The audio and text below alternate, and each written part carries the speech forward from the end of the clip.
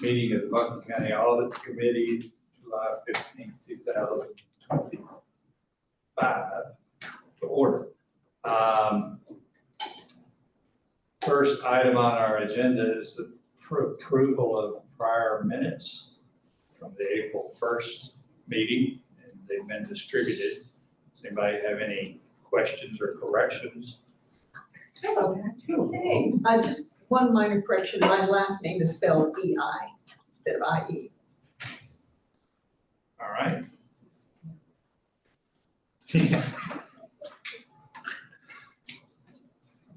Any other corrections? Is there a motion then to approve them? So moved. Oh, second. All in favor say aye. Aye. All opposed. I do note for the record, I wasn't here, but that somehow I was elected as chairman again. That'll teach you to skip them. I know. that's- Now you know to come. There's a lesson there. Yeah. Duly noted.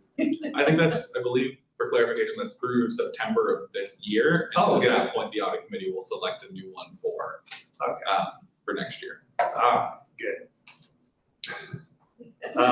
We're just looking out for you. Yeah, I know that.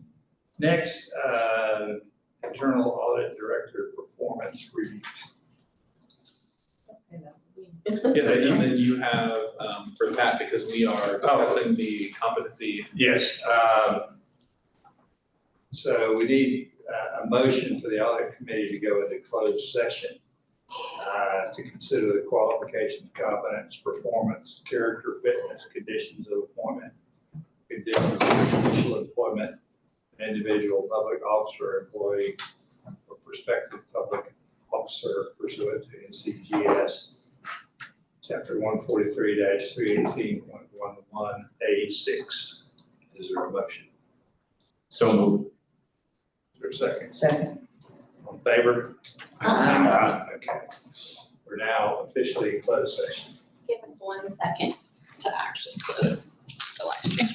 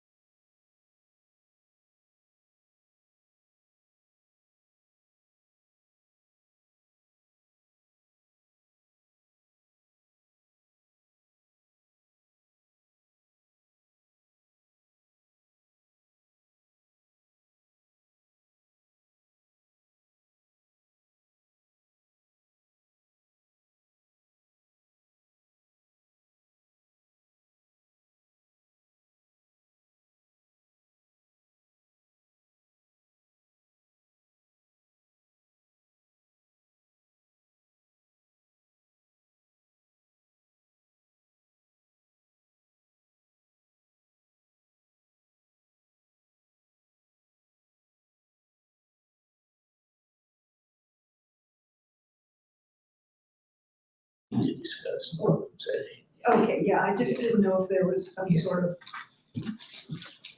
something going on, but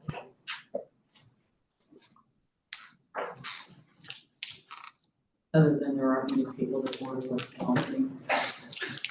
No, well, like I said, we'll talk about it when we get to my presentation. oh, okay, good, yeah, because I have a section on hiring in my PowerPoint. It's near the end, but Yeah, I asked, in connection to the county. morning. Hey, nice. Hey, good morning. there was something that was Can I sit here? Yeah, absolutely. done, because We'll see you. It's there. See You you. just I just sent you this too. Okay. If you wanna join in. Yes.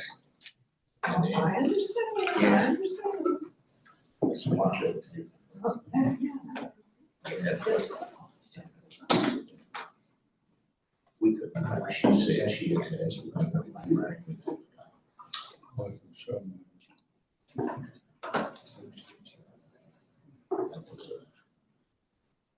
Mason, whenever you're ready, we'll be happy to get ready. You're up. I could remember my password. Almost.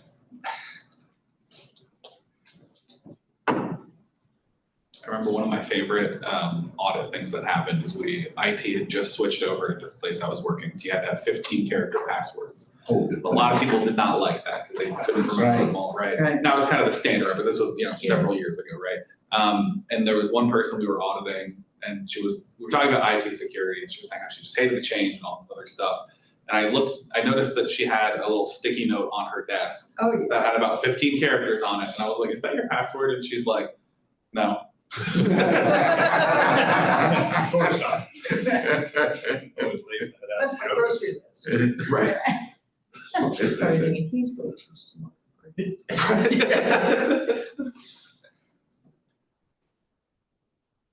That was last week's password. Oh my God, you have to change I know, them. they have every 6 months, you gotta change it and. I think the county is every 2 months or 3 months, I want to say. 3 months, okay. It's pretty frequent. That's all the county staff does. Yeah. I think mine's actually. We all recently changed our password. Yeah, Yeah. and it gives you the notice, Yeah. Here we Yeah, go. you got 9 days, 8 Yeah, days. 8 and- I'm on like 12 right now, so I keep getting it. Yeah. Yeah. I had to change my password when I got a new county phone because I had to give my password to the AT&T guy. So I don't think he's gonna do anything with this, but just in case, I'm gonna change the password. So. Can everyone see that okay? Do we need to change lights or anything like that? So No, it's fine. I think so too. have a couple items today. I think they are straightforward updates you are expecting and waiting for. The first of which will be the current audit update. We are very early in this process. We just closed the year. So the backdrop for me today is just a timeline. And want to move through it as quickly as you all prefer. So this set of items are ones that have been completed so far related to this year's audit. Of course, we talked to you all in April. There was discussion of an original contract not to exceed amount of $226,000, and followed up with you all after the fact. Melissa had a good conversation with our auditors. They understand the position where we are. They offered some lower numbers to us, and so the Board of Commissioners actually saw and approved a lower number than what you all saw. Those changes included them holding the base rate for our standard audit at last year's number. So we are in our third year of the base 3 years of our contract.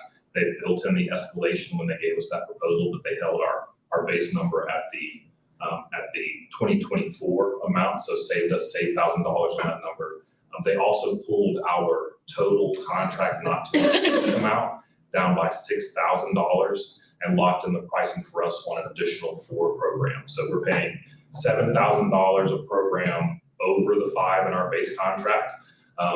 In the last couple of years, they've charged us between $9,000 and $12,000 an additional program, depending on the level. So they gave us a really, really good deal this year. Sure. I appreciate Melissa having that conversation. And then just did want to point out here, you all know this, but our fiscal year did end on June 30th. I say ended because our accrual window, we have a 90-day period that we will continue to report transactions back to fiscal 2025. excluding property tax transactions, which have a 60-day accrual window by state law. So we will go through August for property tax and through September for everything else.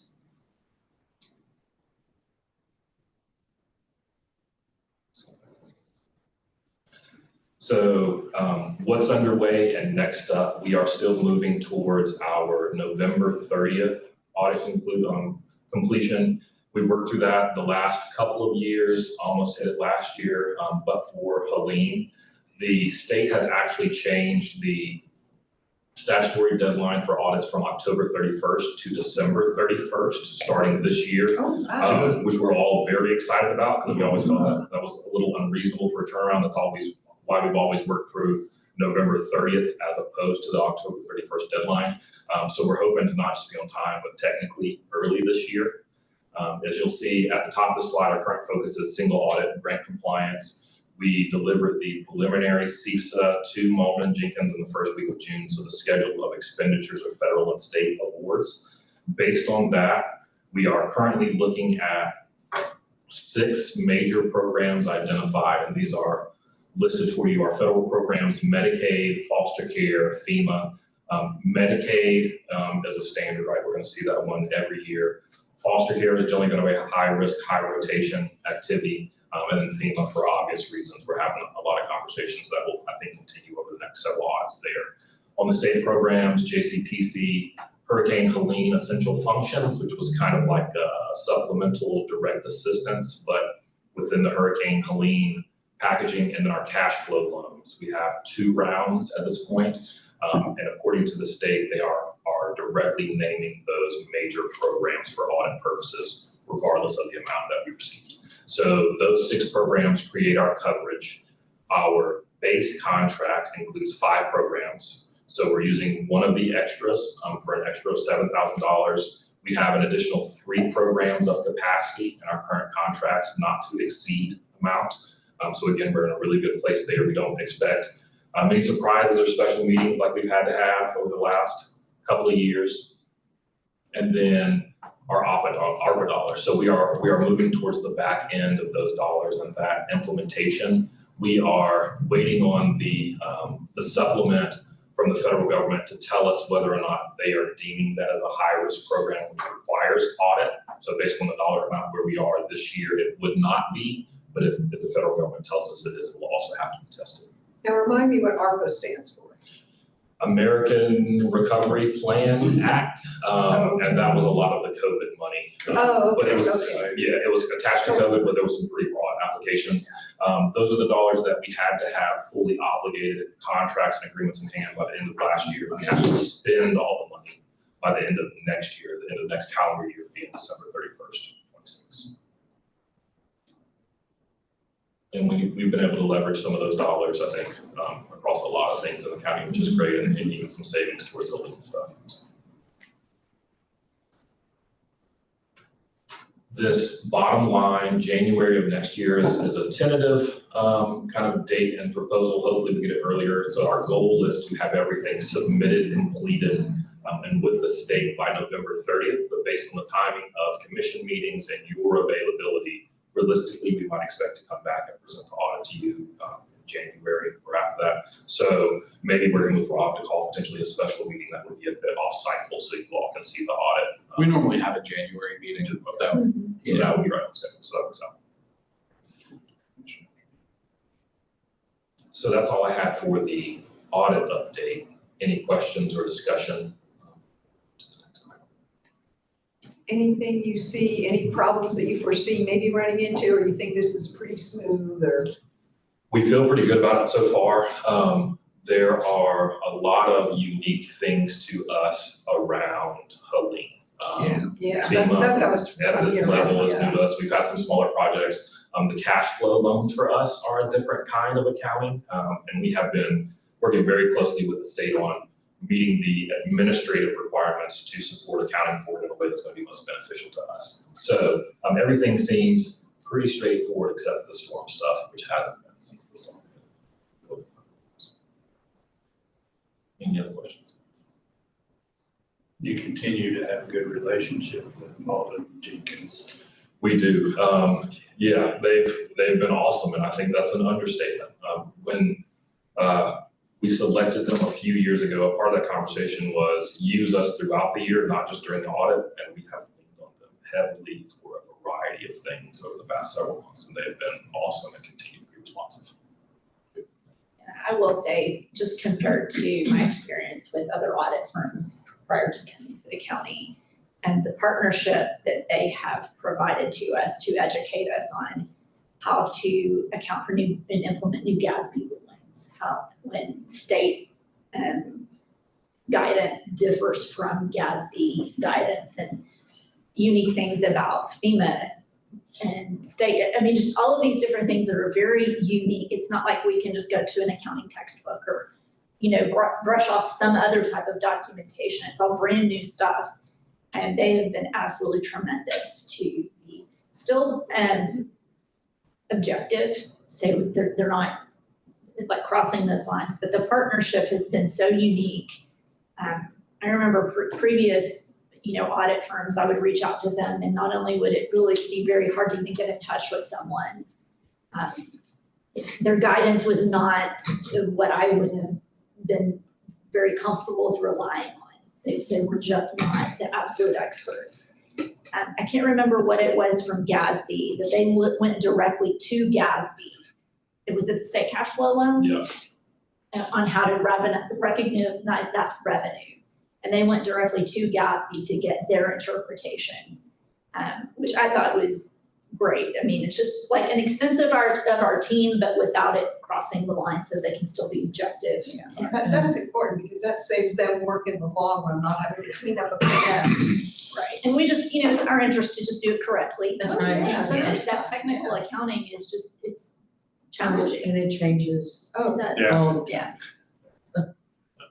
And we know they have a deep bench. We've had the same audit partner, so lead partner Tim Lyons for the entire relationship. But we have seen the promotion of a manager. We've seen some of the team lead, and everybody that comes back in. There's at least some degree of consistency, and everybody is highly knowledgeable and carries that same level of responsiveness. So, yeah, it's an awesome relationship. Rob, have you had a chance to open up your own direct line of communication with them? I've talked to them about a couple different issues. In particular, I asked them how they felt about our change to the Red Book, and they said, it seems like it makes sense for you all, then it makes sense for you all, right, and go for it. So they've been, whenever I've had questions for them, they've been responsive. I actually have a call scheduled with them tomorrow because they wanted to get the opinion of a certain amount of people for the audit about fraud risk. So they wanted to talk to me about fraud risk, so I'm talking to someone from Malton Jenkins tomorrow, so.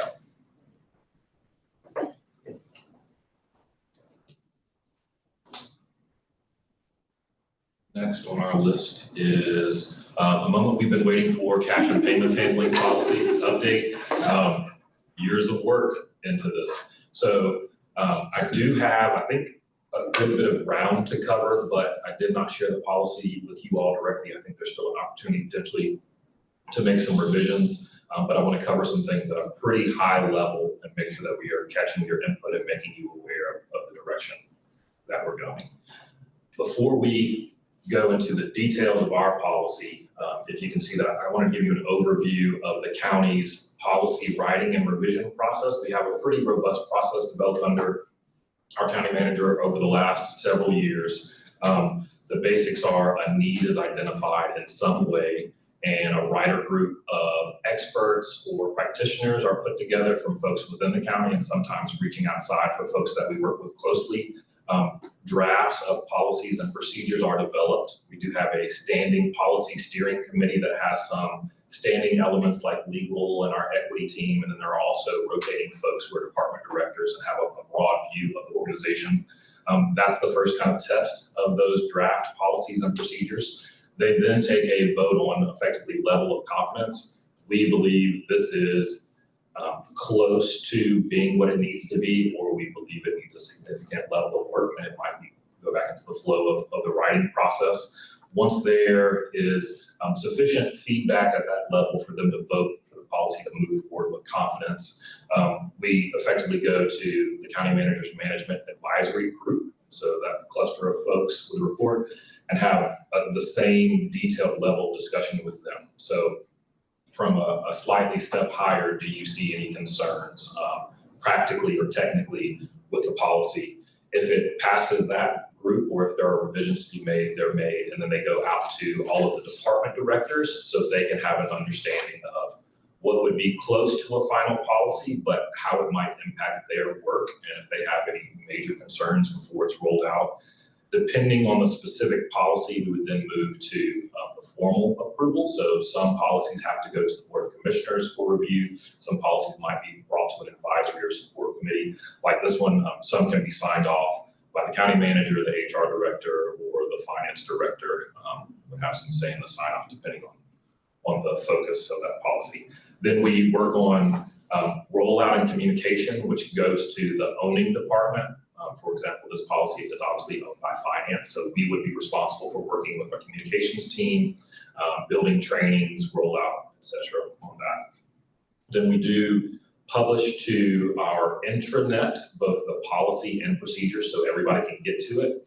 And just the policies are also published to our public website so that the public can say, I have a question about, unless there is concern about security. So there are some internal security protocols that you all would not be able to see. But generally, we publish most of our policies to the public website. So that's kind of the broader policy context of what we've been working through. Then this is our specific timeline for the cash and policy, cash and payments handling policy. Prior to 2025, actually for a few years, we've been doing a lot of work, which included an internal cash management audit by Rob's permanent predecessor, and then some completion by an interim. There's been a lot of discussion between the internal audit function and finance. A significant amount of work has gone into the policy and procedures as they exist currently in draft form. Matt Baker, in his role as interim internal auditor, gave us a review while we were working through this.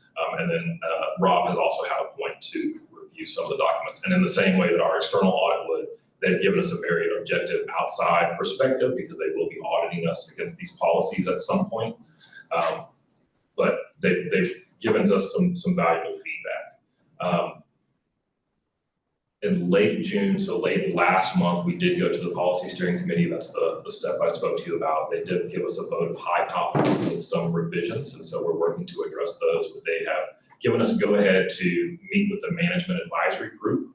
We initially planned that for tomorrow. That meeting has been pushed for other reasons, but that's the next step, and that gives us a chance to kind of refine some of the feedback that we got from the policy steering committee so far. And then obviously after that, we work to implement the policy, the bulk of that being one-on-one training with divisions. Some of these slides moving forward are pulled from that conversation with the steering committee, so they might seem redundant, but I did want to highlight our primary writers and reviewers. Glenn has a conflict today. He's our county reporting manager, and Rachel and Donna are the primary banking and cash elements of his team. They do great work. They are incredibly detailed. They are just the right people for that job. I'm so grateful that they're there. And then did want to call out Rob and Matt. Appreciate their review for us. This is a status overview that we usually give to the steering committee, the management advisory group as we move through the stages. I did want to say here, due to the nature of this policy, it generally would not go to the Board of Commissioners for approval, but we want to make them aware, and a lot of that will happen through this group with Commissioners Whitesides and Edwards sitting in this room. So we have some steps to go here. That's a snapshot of where we stand in the process. So moving forward, we'll talk at a high level about what we've tried to do with the policy. A lot of these concepts should speak to best practice, but also support specifically as us as a county. Things that we heard from our cash audit, from best practices, from review, from peer conversations and internal conversations. Our goal for this policy has been something that's centrally accessible. So we previously had several pieces. We had a petty cash and change funds policy. We had a refunds policy. We had a till balancing sheet. They were all kind of placed in different locations. And you know, as folks who have been around the organization, they pull down what they're used to and they use that as their templates. They go through the years and they don't catch updates necessarily. And it happens as kind of new folks go through the organization. So we're excited to get a single centralized policy where everybody knows that it'll be consistent. Just getting documentation out there. So this is the policy and these are the procedures. this is your minimum starting point. We'll talk about that a little bit more. Moving closer to actual cash and payments handling, safeguarding and physical security. So what are your responsibilities? What are your opportunities? What are the challenges of keeping cash, checks, other payment types safe when they are in your care? But we also need our employees to be physically secure when they're moving money around, understanding that some of our departments walk cash down the street to the bank on a regular basis. So that's considered in the policy and procedures as well. Compliance with law, policy, and procedure. We're obviously saying, we're going to give you this policy and procedure. We're going to support you in implementing it effectively, but there are also some basic general statutes we have to adhere to, and we'll talk about that in a second as well.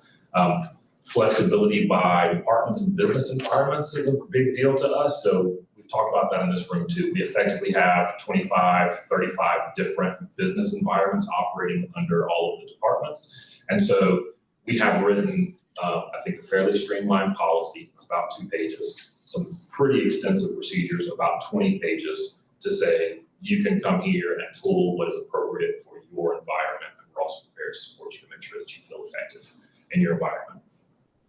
That being said, we need consistency. So this is the baseline. We need everybody to understand what internal controls mean and their role from the front line to the back end review. And then documentation and tracking at the actual transactional level. So documentation of the policies, procedures, and expectations, but also making sure that our receipts and our balance sheet roll up into that structure as well. So specific best practices that we are supporting in the policy, obviously segregation of duties, one of the most basic and crucial. Internal controls. Some folks who come into administrative roles in the county have not been exposed to it in that way, even if they've heard similar types of conversations. So we want to call it out and say, this is what the thing is, and this is what you should be striving for, however that looks and however you need to create it. Daily deposit, the specific state statute that I referenced earlier, NCGS 15932 says if we hold more than $250 in a day, we have to take it to the bank. That is a challenge and an opportunity for us because, Malcolm County, we've seen $250 move through several times since we've been sitting in this room. So making sure that folks are aware of that and have paths to meet that compliance. Complete documentation, so from receipt of funds to handoff of other custody, making sure that people are informed and aware of those pieces, how to use them, making sure that those are built into the structure. Reconciliation and review. So a lot of these folks showed up to be an admin assistant in HHS and serve clients in a programmatic way and may not have thought about the money. They are not accountants. And so making sure we're prepared to support them in doing, even if it's basic math, making sure that the money in the accounts flow appropriate there. And then again, effective safekeeping. What does physical safeguarding, physical security of funds and of people mean? We're talking about handling cash and other types of payments. We do, as often as possible, pull examples in North Carolina. As often as possible, we pull North Carolina examples because we do have very specific structures and statutes. So this is a short list of some of the folks that we looked at. You will see toward the middle of this that tax collections, of course, already had their own cash handling procedure. They're going to be ahead of the rest of the county for obvious reasons. We did consult with them. We've been in constant touch with Jennifer Pike. We've tried to make sure that we have not excluded any of their existing processes. Maybe refined where anything was missing, but I don't think anything was, and making sure that we haven't excluded them from doing what they're already doing, but also creating a structure again that can be adaptable to other departments and divisions that don't carry the same volume of cash or interact with the public in the same way.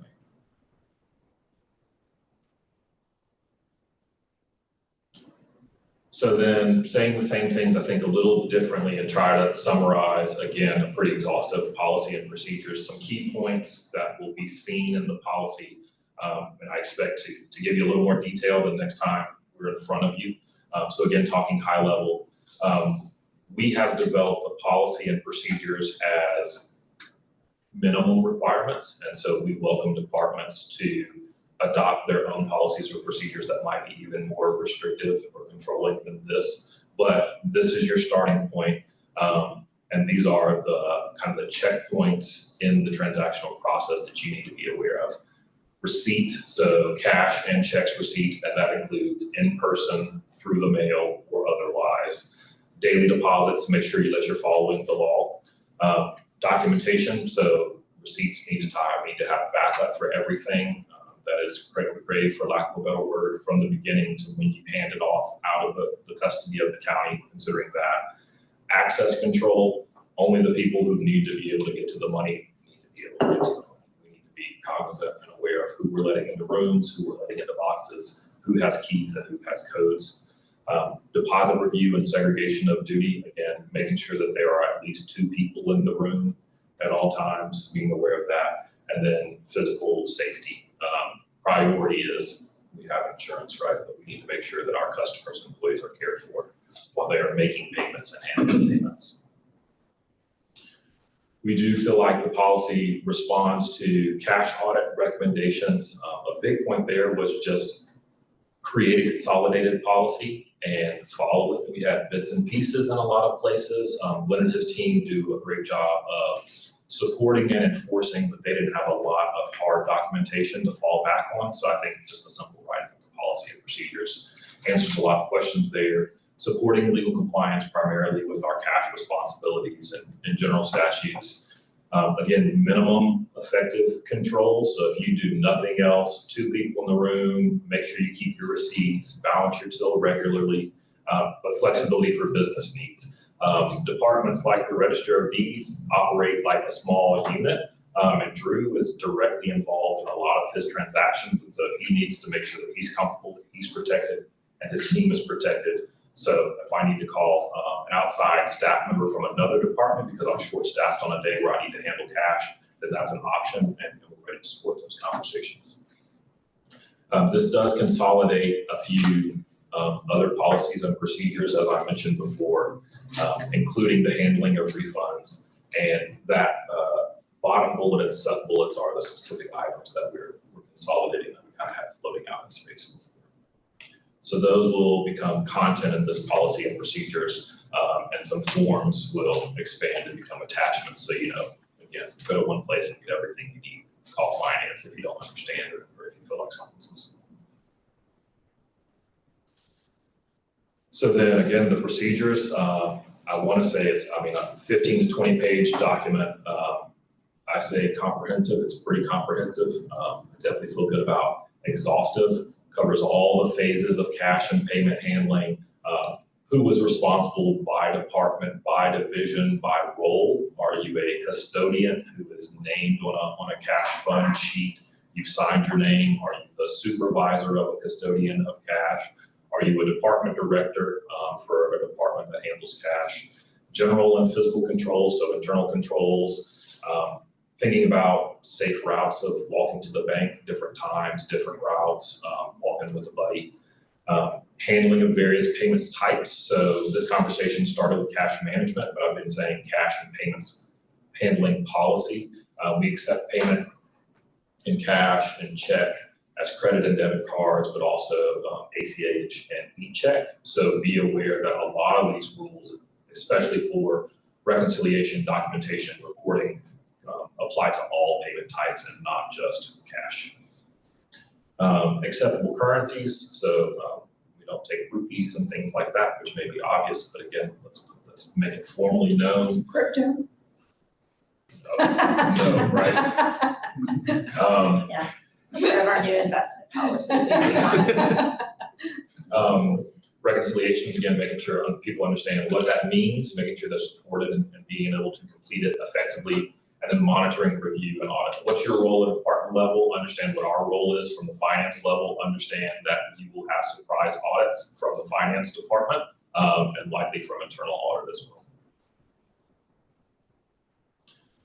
So next steps, as mentioned again, our next stop is the management advisory group with the county manager. Policy implementation and training. We are working on a training schedule, and again, to support those the business and department specific environments, it's going to be one-on-one or group by group. Lynn's team will be reaching out. I think we're going to try to get some of the highest risk divisions first. So obviously, I think our first invite goes to like the sheriff's department to see if we can get in and have a conversation there. And then I do expect to get you all additional updates updates as we move further into the implementation. I said a lot and I moved quickly. Do you all have any questions or concerns?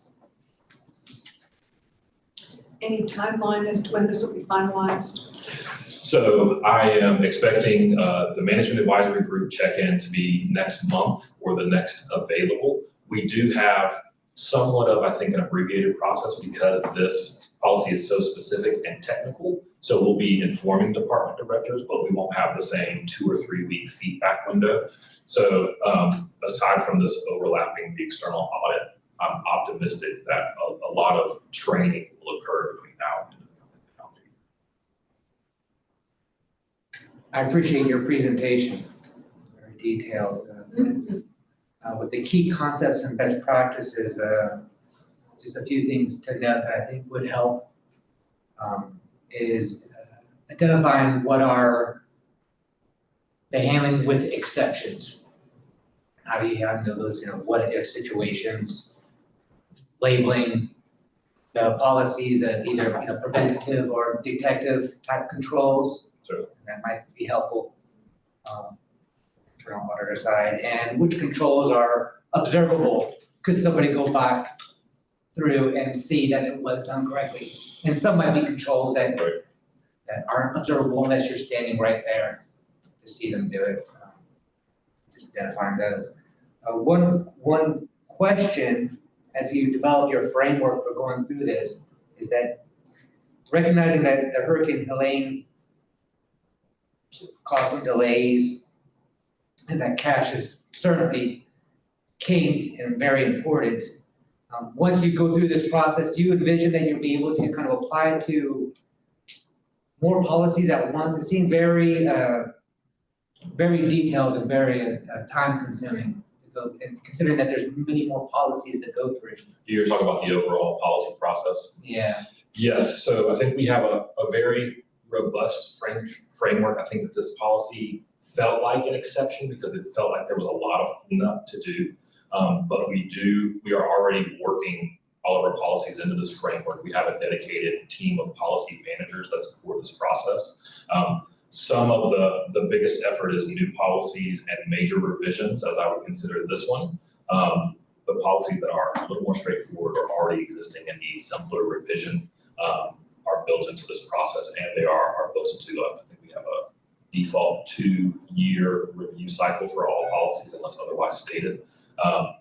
So this one was a little clunky, but all policies should be going through this process, and I think our policy managers do it a little bit better than we did in finance. Policy types. It might be helpful to kind of just see that from a kind of a big picture standpoint, maybe what are those? What are the policies? What are those policies, or which ones have you deemed top of the list? Certainly, we can pull those out because the policy structure is county-wide. There's a variety. There's been a lot of focus in that group on personnel-related policies and the personnel ordinance. So that'll be sifted in, but we can get a list of those and identify which ones you have interest in. So we can have that conversation, certainly. Yeah, and do you have what's the status of, say, when you're concerned about cash, obviously you want to make sure you're getting the cash in, but then what about the cash out policy? The procurement, AP process, that's your other key to safeguarding cash. So is that well in hand, or is that just, once you get the cash in, then you'll look at the cash out? That's a good question. So we do have, I would say, pieces that might deserve some review from that perspective. We have a very extensive procurement policy and procedures that covers a lot of the front end of the process. And we have an extensive, not AP policy, but manual that is very specific in how our folks handle payments and transactions out, including accounts payable, but also expense payments to our employees. So those are good questions, and it makes me want to go back to review those things and see if there are any gaps. But we do have, I think, some pretty good. On Mason, when this all first started, maybe pre-Helene and even maybe the beginning of COVID, the conversation that came to this committee was that the policy, especially within terms of cash, was all over the board. Right. And everybody had kind of their silos of procedures. And the conversation at that time was exactly what you've and your team have done is to put together a comprehensive policy that could be broad oversight, applied to any department or any situation, have general oversight for the internal audit department, finance is overseeing that, and it seems to me that we've done a good job, you guys, I say not, I don't mean we, to bring that together and make sure that there's a comprehensive policy that can be applied across any department, and used regarding whether it's cash or PE cards or what does that look like? So I think, obviously you guys have worked hard and it was a very, very large task, so. Thank you, I appreciate that. I know that Rachel and Don on the cash team are very excited because they also, I think, have itched for years seeing the different methods and modes, and we're excited about it. Just now being here for a while, maybe the longest other than Al on the committee, it's been a process and it's nice to see it come to fruition.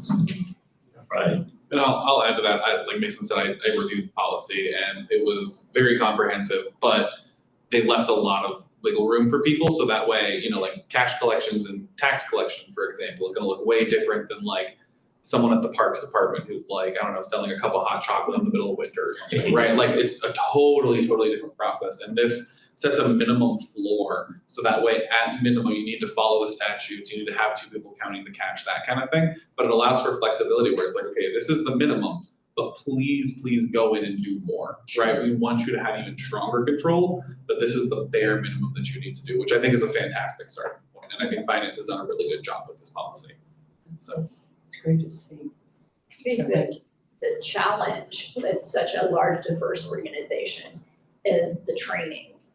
Because the policy is, kind of this umbrella where you have the unique diversification between like a tax collection and the collection of payment for a cup of hot chocolate, is to keep up with the training as you have like turnover in those front-end positions that are actually handling the cash. And so that's definitely something that Mason and his team have worked out a structure for ongoing training, not just a one and done, but a big training and then just refresher type training and that kind of stuff. And to just be able to carve out time to stay on top of it. That's One interesting thought, and I don't know that this is possible, but when we do onboarding with our employees, there are certain policies and procedures that are required that regardless of your level in the organization or where you're gonna be, that you take policy for cash and reconciliation and balance and all of those things. And that's one of the few that have to be updated annually because it changes, stat changes. But again, just food for thought, I'm sure the county has extensive onboarding, but we use that as one of our main policies to at least introduce everybody to the importance of statutes and procedures and policy regardless of where you fall in the hierarchy. It's a great thought, and we have a lot of great tools. Yeah. So yes, we'll definitely put all those into consideration. Then is each department and department manager they must bear some responsibility for compliance all the way down to the department? Absolutely. So we've called out a number of roles specifically in the procedures, and that would be a part of the training. And specifically, when you are a custodian, you'll be directly signing off on some sheets. But yes, we'll have a formal rollout with the expectation will be made clear from department director down to those who physically touch cash. There are expectations. Yeah. I applaud the work for sure. Good. Very good. Improvement. And I wanted to say thank you all for your patience because there have been years behind this. So I thank you all for listening to us for all that time. It's a big task. Well, we have a few hurdles. few interruptions. Yes. Few once in a lifetime instances. I think they all culminated in the last. Yeah. Thank you very much, Mason, for your presentation and your work. We appreciate it. Looking forward. So the next step for us, we'll be informed of what the final policy is. Certainly, Is that correct? I expect we'll meet again this year, right? So Yeah. expect to have more information for you. Okay. Wonderful. I will echo Mason's comments about his team and, well, Mason and his team, Glenn and Rachel and Donna. And they do an exceptional job. Anytime it needs very detailed research, like someone's looking for something, I send it over to that team, and they have that needle in a haystack within, a few hours. They're really good at what they do, so we're lucky to have them. It's my understanding that you all have been working for a number of years, and that you have particularly, I read that your whole group has tenure. Certainly, yes, especially this team. So on this side of the house specifically, Glenn, he is our accounting manager, but he spent 2 years as the disbursements manager, so understands all ends of the house. Rachel has worked in several divisions of the department as well, and Donna is a retired finance director, I believe, for Nashville City Schools. One of the local schools. She was there when I was in school. Kind of feel like we get away with something with her. So. All right, any other questions or comments for Mason? Good job. Yeah, thank you. Yep, thank you very much. Next on our agenda is the internal audit update. Can you allow me to?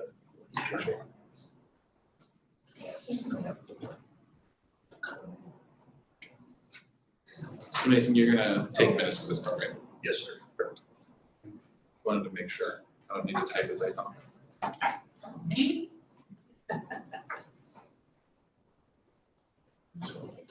If you can do both, it's impressive. It's just not a. There we go. Okay, well, I have a somewhat short internal audit update for you all this morning. Exciting things have been happening, but some of it will, we're kind of like 80–90% there on a bunch of stuff, and so it's just kind of an update on that stuff, and hopefully in October I'll have a much more substantive update on a lot of these things for you all.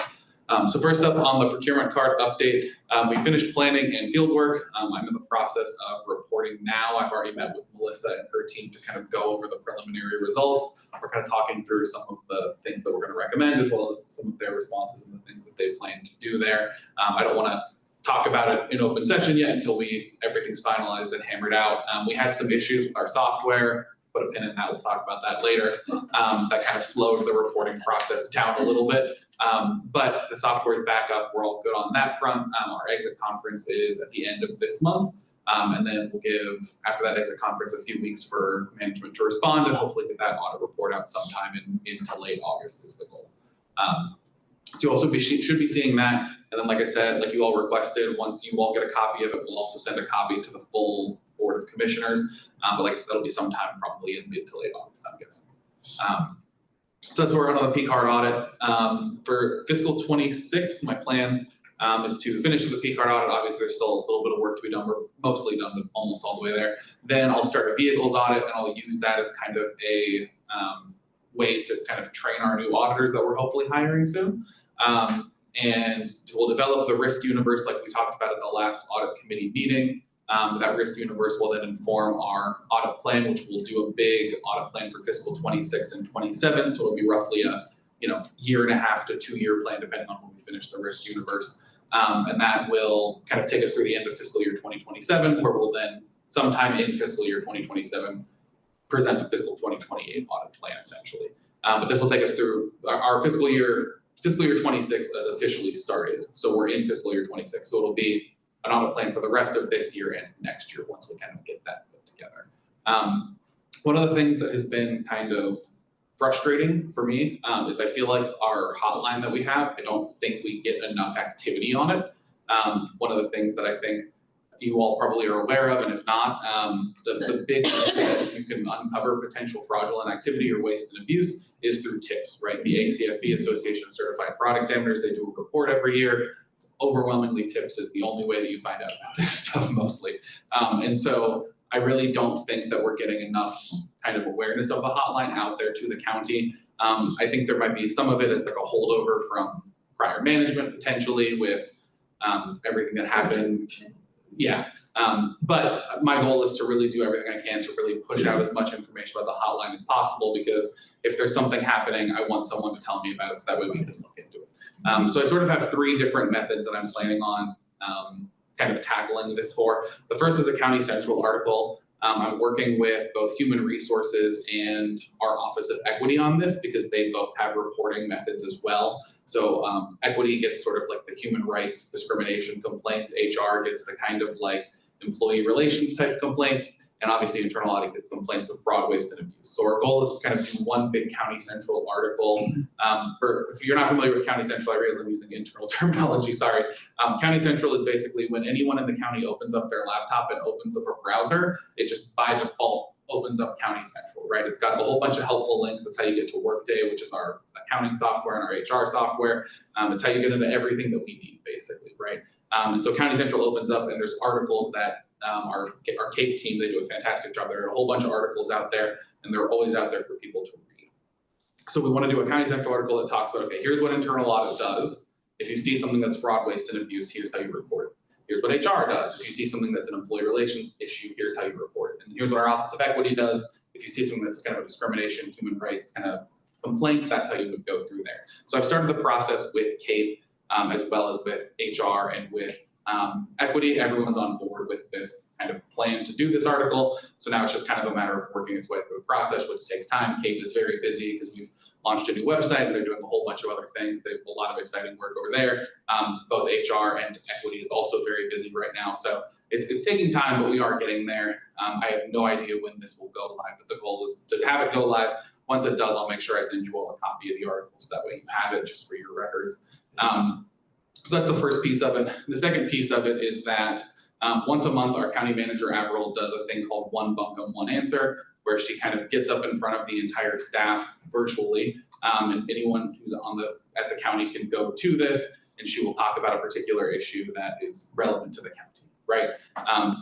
So when the Trump administration came on board and there was all this talk about like, well, they're doing things with DEI and equity and all that. How do we play into all of that, right? She got up, she had our legal team and our equity team kind of talk through what we were doing and how that impacts our work and what should you do if you, all that kind of stuff, right? So relevant topics, and then at the end of it, she has a chance for questions and answer. Anyone in the county can ask any questions that they have, right?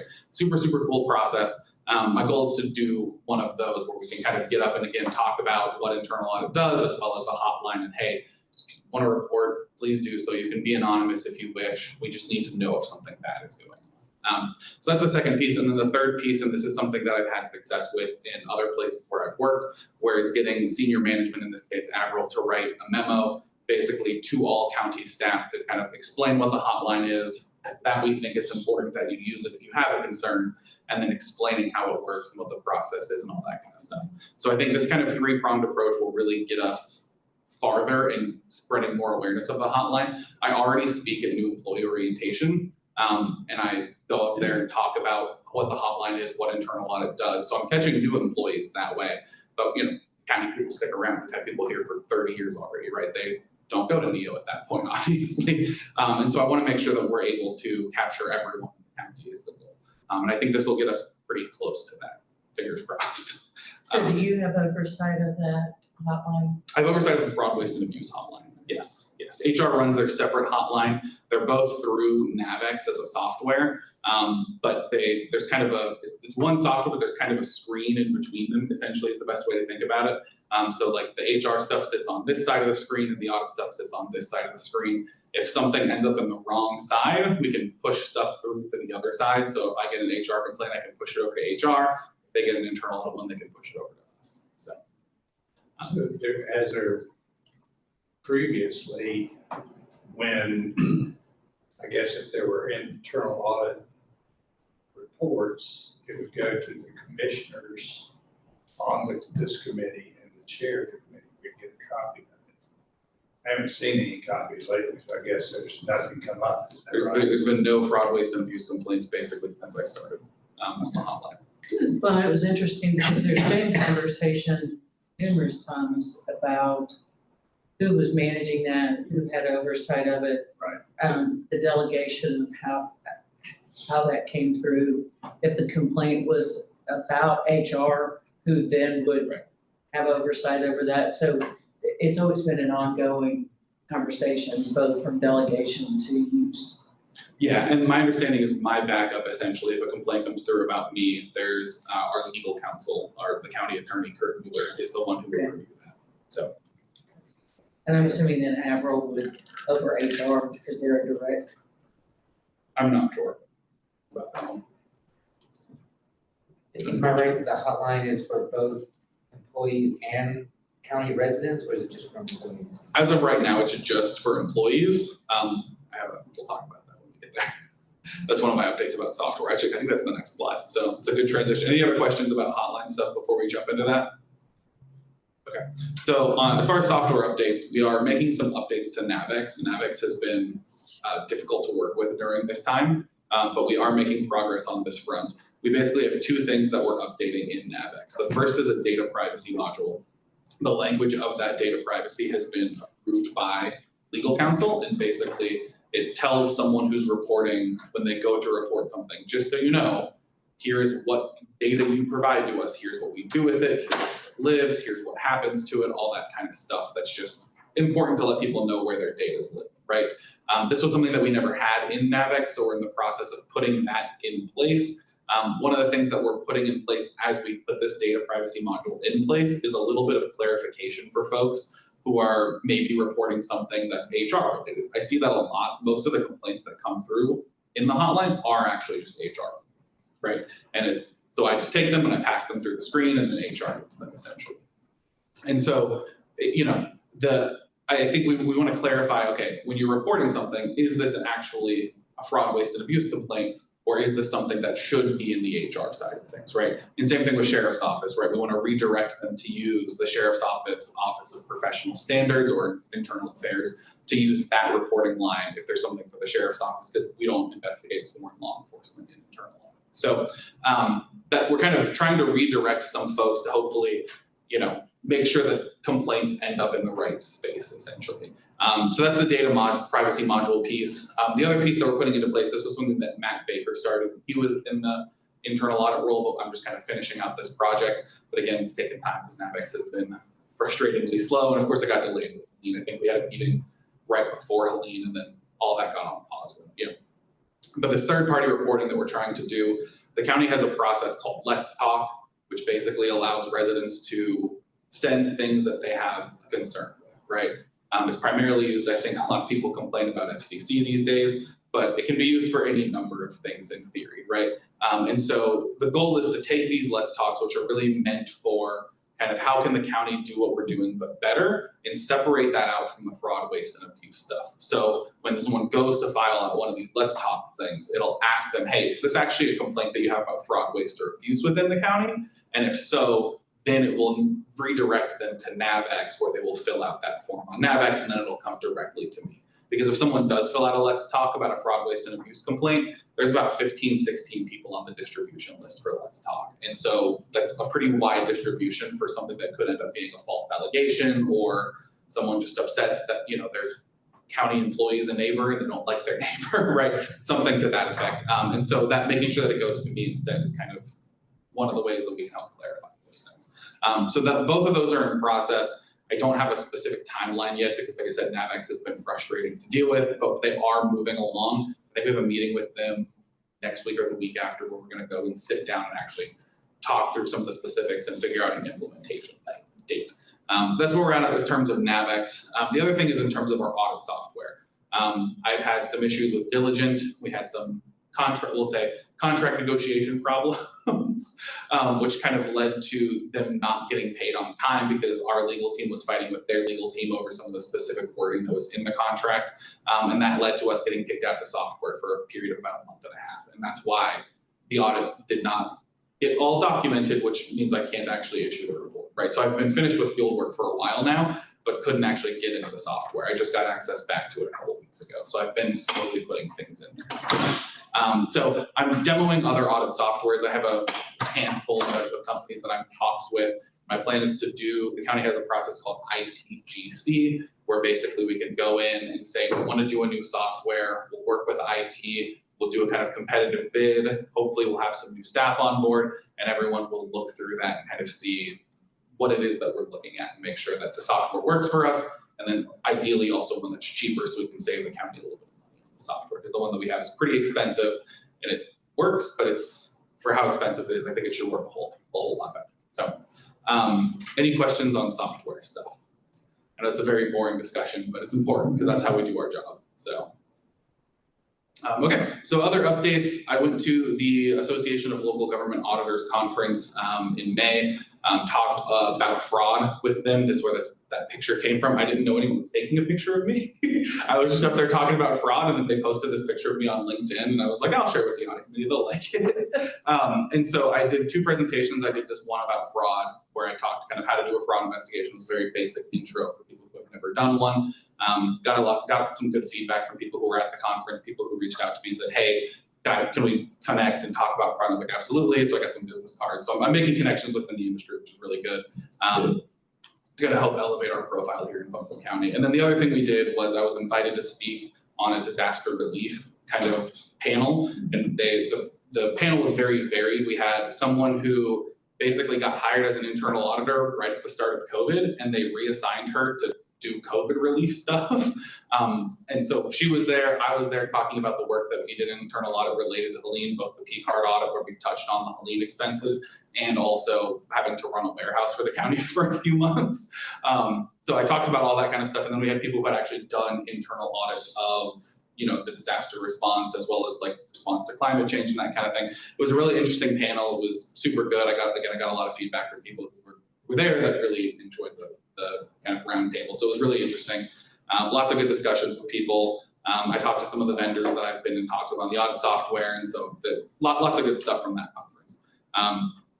Lastly, hiring update. So we finally got our internal audit positions posted.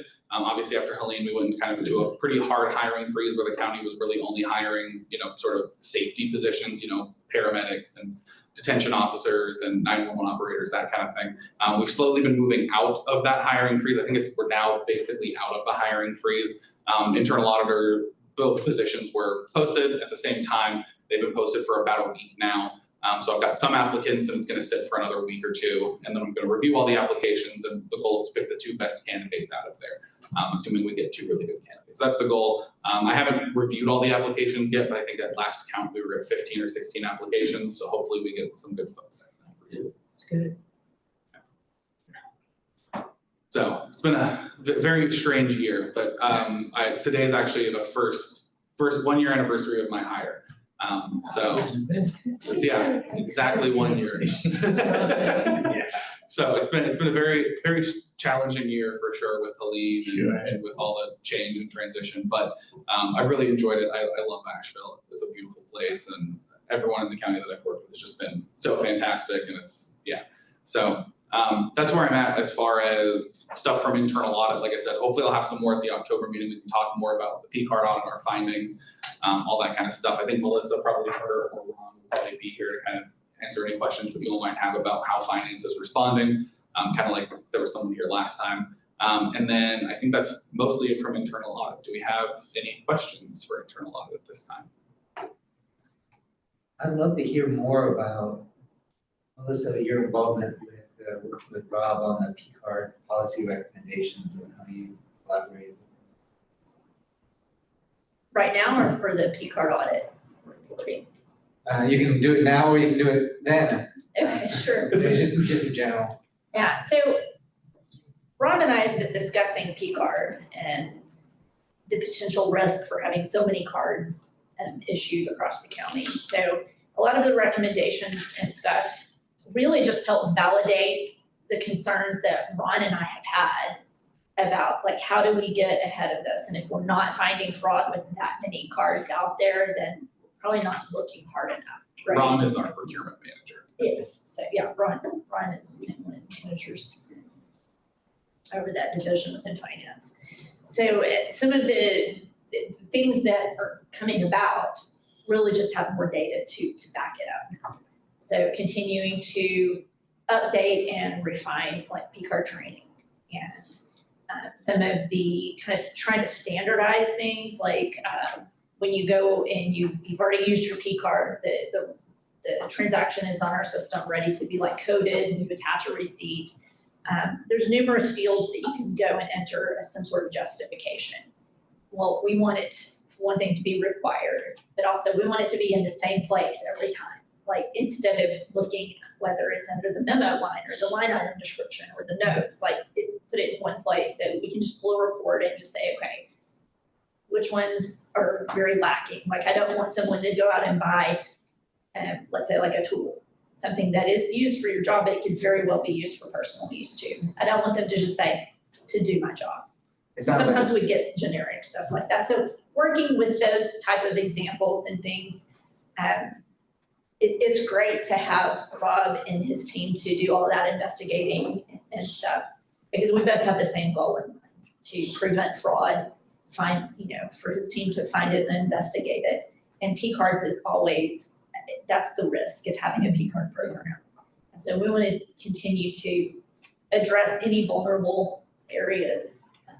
Are there any specifics that you can think of? I think just like justification being required and Yeah, I think that's the big one. the report, the approvers, dual approvers, make sure you've got two people. Yeah, that's one of the things that came out of our special project that we did, the audit report that we issued for the last meeting. There were a lot of people, a lot of places in the county where they're the only, basically you have, as a small department, so you may have one person enter the receipt and then one person approve the receipt, right? So kind of changing that to make sure that every single department has multiple layers of review. In particular, what we found was there was a department where the director didn't have a P card, his admin had a P card. He directed his admin to make all these purchases, and then he was the only one approving the purchases. So that's not really separation of duties at that point. So we really want to add in an extra layer of review in some of those places. And so that's kind of something that Melissa and her team has been working on. Some of those recommendations were due on June 30th. I got an update from Ron on those. They're still in progress, which is why I haven't brought them to you all yet, to kind of let you know what they've done to kind of resolve those. So.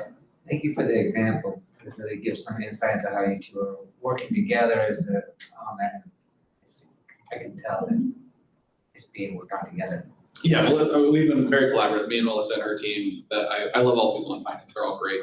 And we've been really like, I probably have sat down in Ron's office for an hour or two at a time, multiple times throughout this process to just really talk through, like, okay, how does this work? Can you really walk me through it? I'm just not understanding, right? And so I think what the big thing, like Melissa's saying, is that kind of standardization, right? Just because we have, 30 different units operating across the county, and every single person does it a little bit differently, right? And, maybe it's not the end of the world if someone doesn't put a justification, and if they're buying a ream of paper for the office, right? Okay, that's probably okay if you don't put a justification in there. But there's so many things that people are buying that are just, yeah, it's for your job, but it could also be a personal item potentially, right? So how are we really making sure that we're documenting that? And the main thing that I want to make sure we're covering those things for is that if the state auditor comes in and they do any work, they are not happy if there's no business justifications. So I'm also kind of helping ideally cover people, so that way if the state auditor comes in, they're not getting in trouble with the state auditor as well. That's kind of the goal, And it sets expectations, so people are less likely to abuse or have fraud. Yeah. If they know it's being accounted for, it's very structured and systematic across everybody's expectation, especially in a reconciliation or an expense report. When you write on what the expenses for in the same spot on every form, then there's needs with accuracy. So. Well, yeah, and like you said, the kind of review, whenever I'm doing fraud training, I like to tell people the best way to prevent fraud is to let people know that you're looking for it. Yeah. And people always look at me like, well, that kind of makes sense. So it's like, well, here's an example, right? Like, who in this room has like ever sped in their life before, like gone like 10 over or whatever? And a whole bunch of people raise their hands. And I'm like, all right, how many of you have continued speeding if you knew there was a cop down the road? And everyone puts their hands down, right? So if people know that you're looking for stuff, they're way less likely to actually, continue doing it. Just some accountability. Yeah. And I think it's also important to communicate. I'm not trying to find a problem. If there is a problem, I want to find it because I want to help cover, I want to protect you. Right. It's because I was having trouble getting people to attach the receipt. I don't know what it was. Well, I lost the receipt, one of these things. It's kind of, look, I'm trying to cover for you. Yeah. Help me, help you. And sometimes that might help a little bit. Or have you found that people give you their receipts? It's required. required. It's And what happens if they say I'm lost in it? I don't that's the hard part, right? Is it's know. required, but Obligated. like, you know, in the case of like taking that one department, for example, right? If the director knew that, you know, hey, this was like, I'm telling you to buy this, they go in and they put it in, here's the account that it's going to, and they don't attach a receipt. If he's the only one approving it, then obviously it's maybe required, but people don't always necessarily follow the rule, right? There are some departments that have a much longer approval process where they've got, I use HHS as an example because they have a dedicated business office and a business officer that all the transactions have to go to that business officer, and she does not play around. She makes sure that everything is supposed to be in there, in theory, the way that it's supposed to be, right? And so that helps considerably, but HHS is a huge department. They have almost 800 employees. You know, you can't do that in sustainability, which has 2 employees, you know? So that's the difficult, you running 30 different little small businesses to kind of, you know, hold them all to a similar standard. That's I think one of the hardest things that the P card audit, I think, for Melissa and her team is that it's so different in each department. So Yeah, one of the problems I had in my P card policy in the previous government was people not attaching receipts, and I was trying to, I mean, it was just a problem. I tried to change the policy that if you don't turn it in a certain time period, it's coming out of your salary. And I had the hardest time getting that through management. The only way I got it through was 6 months. You haven't turned it in 6 months. I think And from it's hard. what I remember, and you can correct me if I'm wrong here, I think the process is if you don't have the receipt, Okay. you have to fill out a form that basically says, I messed up, I lost the Oh, okay, receipt. so you Here's got what it was. it. So there's like some sort of basically documentation that you're Gotcha. supposed to put in place. And I think if I remember correctly, Ron kind of keeps track of those, and if someone has too many of those, they take them. Okay, So, okay. I'm a huge advocate for taking P cards away, like, yeah. sometimes, agree. Yeah. if you pose as a. You can have too many. At higher risk than you should be, then you lose that person. Well, and I think I did some benchmarking during the audit to kind of look at, okay, how many P cards do we have? And then I looked at similar sized counties within North Carolina, and we're about average, right? Or we, you know, I think there's this perception that we have way too many P cards in terms of our budget or our number of employees. It's about average, right? So maybe everyone has too many, right? But we're not exceptional in that regard. And I think it's just, we have a relatively small purchasing function for the number of P cards that we have, which puts a lot of strain on the purchasing function, I think. So, and they do their best, but when you only have so many people, you can only get so much done. So. I really appreciate your presentation, Yeah. with the detail that you get into with all of your descriptions, each and every time. that you do it. I do my best. And the upcoming meetings, I look forward to hearing more about the risk universe. It sounds like a very robust process, and to hear more about what goes into that, whether it's software, or training, or hearing more about your continuing education, maybe at the next meeting. Yeah, absolutely. So far I'm on track to get my 40 CPE that I need, but I'm gonna do some kind of virtual trainings to get to the remainder. I think I'm at 24, 25, somewhere around there.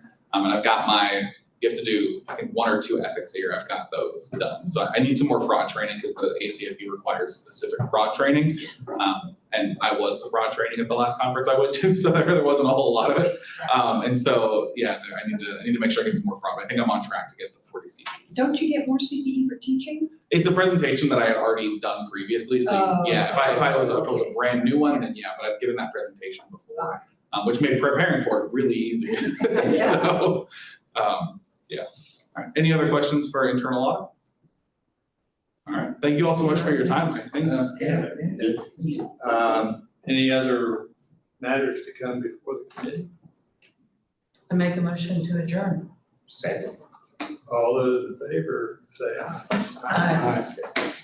All right, very good. I didn't know that.